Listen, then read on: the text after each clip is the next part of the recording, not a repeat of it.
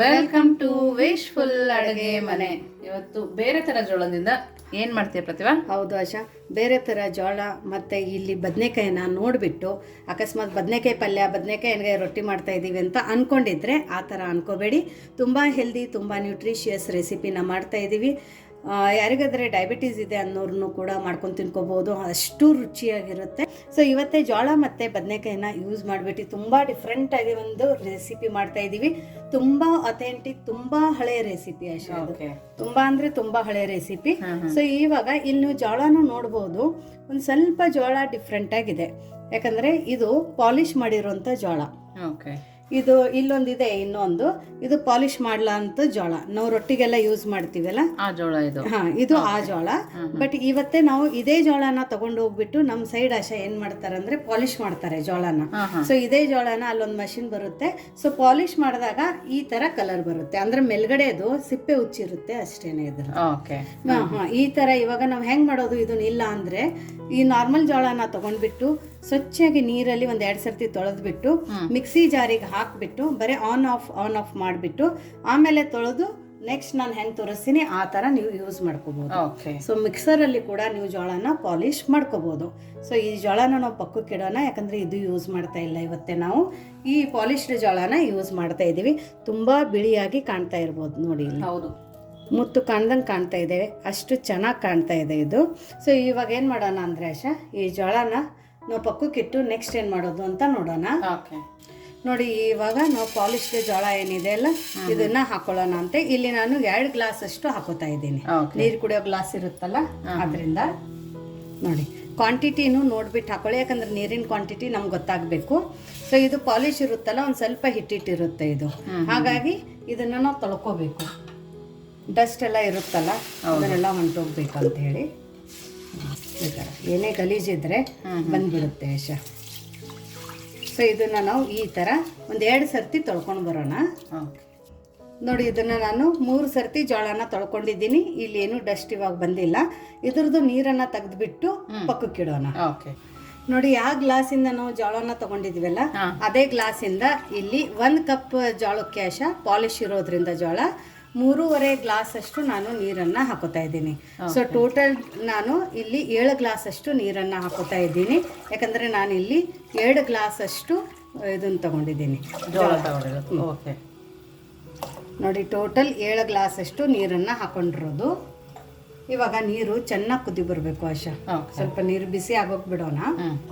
ನೋಡಿ, ಇವಾಗ ನೀರ್ ಹೆಸರು ಬಂದಿದೆ. ಇಲ್ಲಿ ಇದ್ರ ಒಳಗಡೆ 1-2 ಸ್ಪೂನ್ ಅಷ್ಟು ಎಣ್ಣೆ ಹಾಕೋಣ, ಯಾಕಂದ್ರೆ ಜೋಳ ಚೆನ್ನಾಗಿ ಬೇಯ್ಬೇಕಲ್ಲ ಆಶಾ, ಅದಕ್ಕೋಸ್ಕರ 2 ಸ್ಪೂನ್ ಎಣ್ಣೆ ಕೊಡಿ.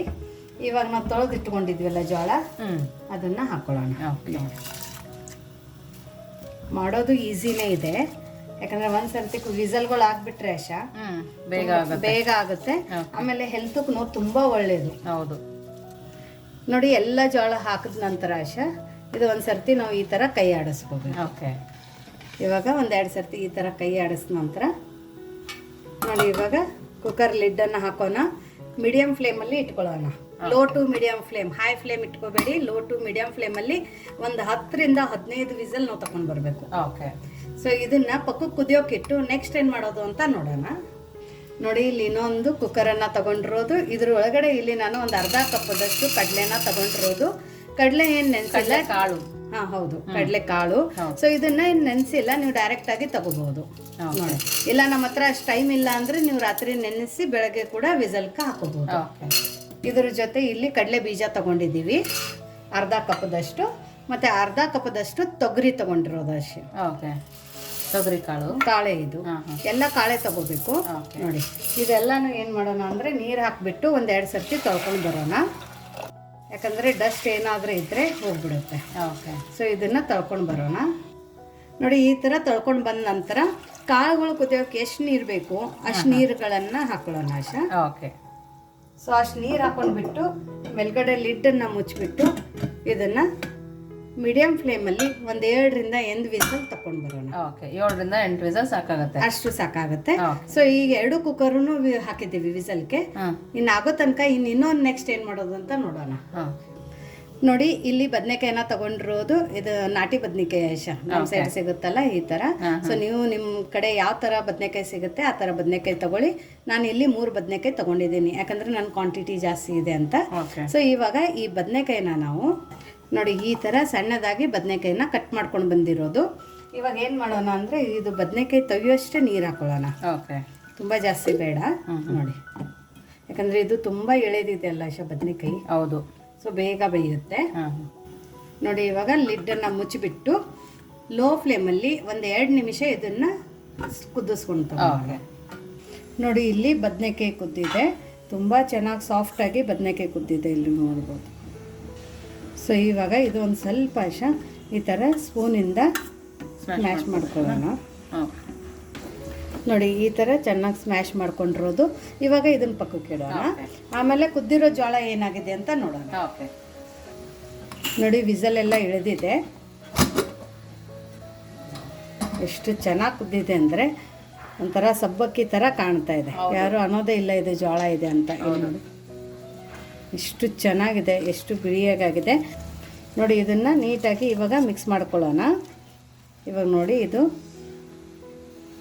ಚೆನ್ನಾಗಿ ಬೈದಿದೆ, ಇನ್ನೂ ಬಿಸಿ ಆಗ್ತಾ ಇದೆ ಕೈಗೆ. ಇದನ್ನು ನಾವು ಆರಾಕಬೇಕು. ಸೊ ಒಂದು ತಟ್ಟೆಗೆ ಆರಾಕೊಳ್ಳೋಣ. ನೋಡಿ ಒಂದು ದೊಡ್ಡದು ತಟ್ಟೆನ ತೊಗೊಂಡ್ಬಿಟ್ಟು ಇದನ್ನು ಆರಾಕೊಳ್ಳೋಣ. ನೋಡಿ ಮುತ್ತು ಕಾಣಿಸ್ದಂಗೆ ಕಾಣಿಸ್ತಾ ಇದೆ. ಯಾರು ಇದು ಜೋಳದಿಂದ ಮಾಡಿದ್ದೀವಿ ಅಂತ ಅನ್ನೋದೇ ಇಲ್ಲ, ಅಷ್ಟು ಚೆನ್ನಾಗಿದೆ. ನೋಡೋಕೆ ಹೋದರೆ ಸಬ್ಬಕ್ಕಿ ಥರ ಕಾಣ್ತಾ ಇದೆ. ಇದು ನೋಡಿದ್ರೆ ಸತಿಗೋ ಬೆಂದಿಲ್ವೇನೋ ಅನ್ನೋ ಥರ ಕಾಣುತ್ತೆ ನೋಡು. ಹೌದು, ಎಲ್ಲ ಫುಲ್ ನೀಟಾಗಿ ಮುತ್ತಂಗೆ ಸಪ್ರೇಟಾಗೇ ಇದೆ.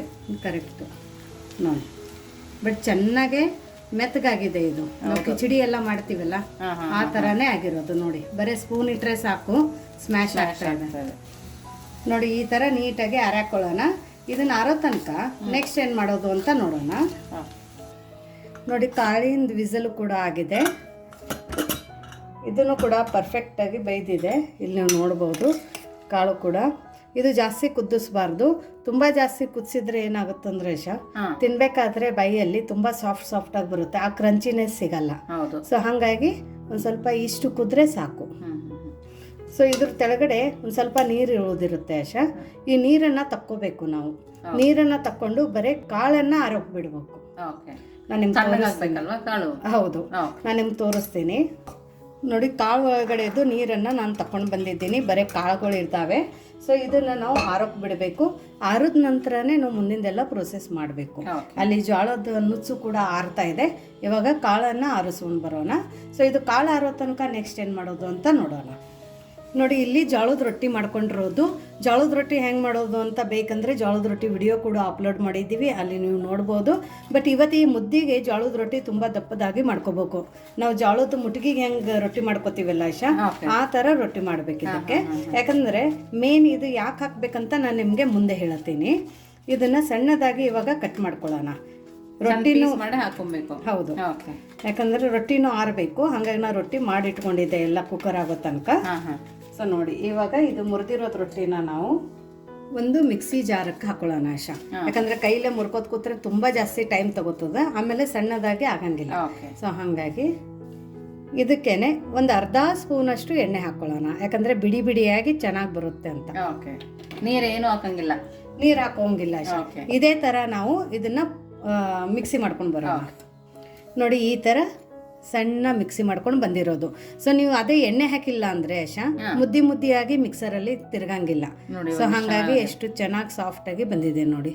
ಸೊ ಇವಾಗ ಇದನ್ನು ನಾವು ಇದು ನೋಡಿ ಇವಾಗ ಜೋಳದೆಲ್ಲ ನೀಟಾಗಿ ತಣ್ಣಗಾಗಿದೆ ನೋಡಿ ಎಷ್ಟು ಸಾಫ್ಟ್ ಅಂದರೆ. ಇಲ್ಲ ನಮ್ಮ ಕೈಗೆ ಏನೋ ಒಂದು ಸ್ವಲ್ಪ ಕಾಳು ಹತ್ತಾ ಇದೆ ಅಂದರೆ ಒಂದು ಸ್ವಲ್ಪ ನೀಟಾಗಿ ಇದನ್ನು ನೀವು ಸ್ಮ್ಯಾಶ್ ಮಾಡ್ಕೋಬೇಕು.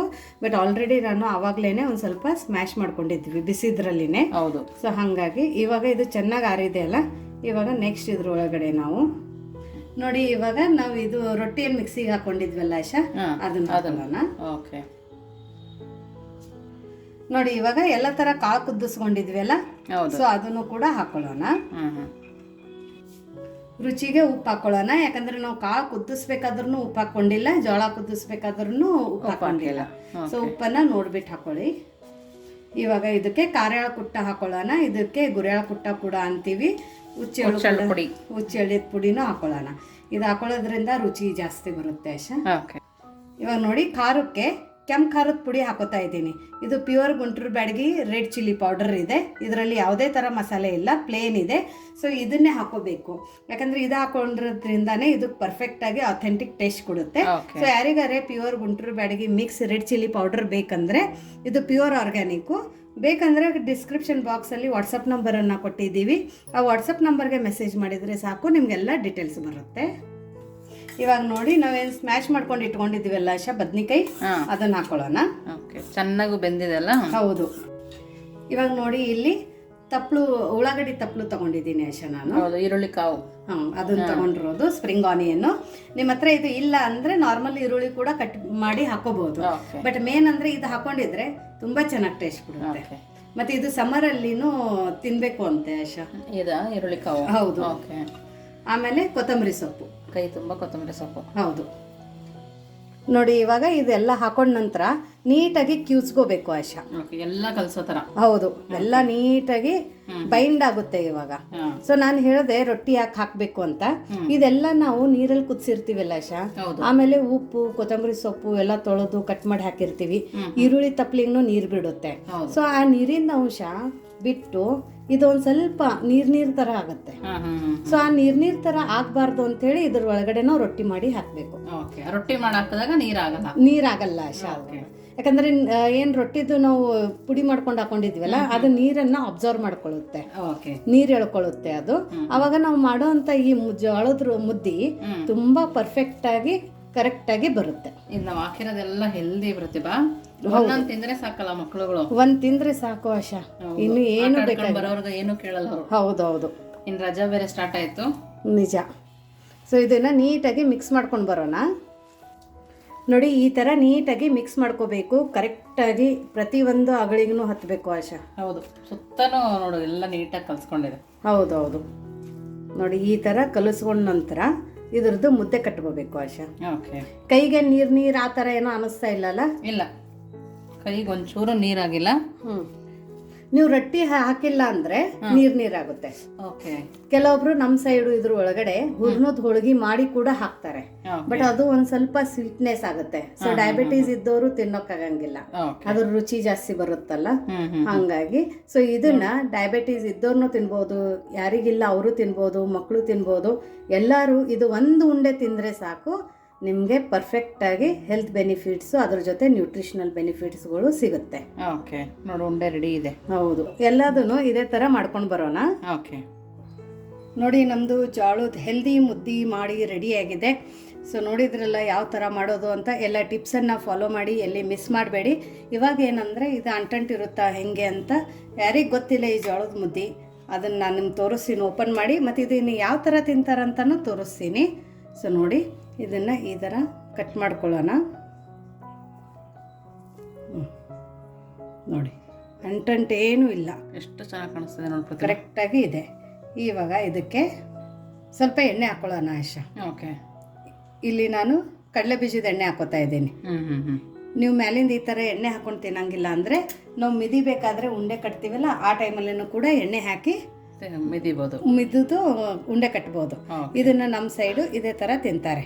ಮ್ಯಾಲಿಂದ ಎಣ್ಣೆ ಹಾಕೊಂಡು ಈ ಥರ ಮಿಕ್ಸ್ ಮಾಡಿಕೊಂಡು ನೋಡಶ ತಿಂದು. ತುಂಬ ಚೆನ್ನಾಗಿದೆ ಪ್ರತಿಭಾ. ಖಾರ ಉಪ್ಪು ಕರೆಕ್ಟಾಗಿದೆ, ಪರ್ಫೆಕ್ಟ್ ಆಗಿದೆ. ಹೌದಾ? ಕಾಳು ಕರೆಕ್ಟಾಗಿ ಬಂದಿದೆ. ಆ ಕ್ರಂಚಿನೆಸ್ಸು ಕಾಳಿಂದು, ಈರುಳ್ಳಿ ತಪ್ಪಲು ಎಲ್ಲ ಸಿಗ್ತಾ ಇದೆ ಬಾಯಿಗೆ. ಕೊತ್ತಂಬರಿ ತುಂಬ ಸಖತ್ತಾಗಿ ಸಿಗ್ತಾ ಇದೆ. ಯಾರು ತಿನ್ನಲ್ಲ ಅಂತಾರೆ ಅವರೇ ಈ ಥರದ್ದು ಎರಡೆರಡು ಮುದ್ದೆ ತಿಂತಾರೆ. ಹೌದು, ಅಷ್ಟು ಚೆನ್ನಾಗಾಗಿದೆ ಈ ಮುದ್ದೆ. ಸೊ ನಿಮಗೆ ಇವತ್ತಿಂದ ಈ ಜೋಳದ ಮುದ್ದೆ ರೆಸಿಪಿ ಹೇಗೆ ಅನ್ನಿಸ್ತು ಅಂತ ಕಮೆಂಟ್ ಮೂಲಕ ತಿಳಿಸೋದನ್ನು ಮರಿಬೇಡಿ. ಮತ್ತೆ ಸಿಗೋಣ ನಾವು ಇದೇ ಥರ ಹೊಸ ರೆಸಿಪಿ ಜೊತೆ. ವಿಶ್ ಫುಲ್ ಅಡುಗೆ ಮನೆಯಲ್ಲಿ. Thank you.